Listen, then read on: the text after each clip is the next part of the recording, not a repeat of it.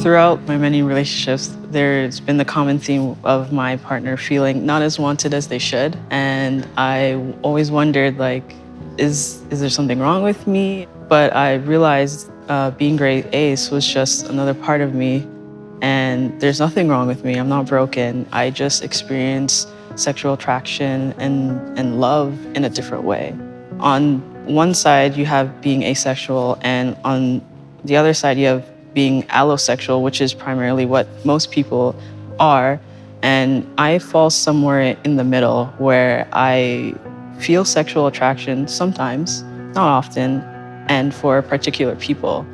It's a beautiful thing to realize that there are a lot of asexual people out there, and the intersections of identity, you can be a lesbian and asexual, you can be trans and asexual, like everyone's different. Like we all experience things differently. And I think the thing that a lot of people forget is that sexuality is a spectrum, and that, includes asexuality as well.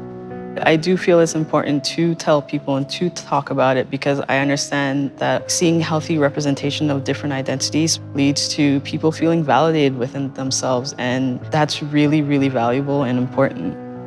This love seat actually represents the comfort that I feel within myself. Like sitting on it, I just feel very comfortable, and that is very reflective of how I feel now.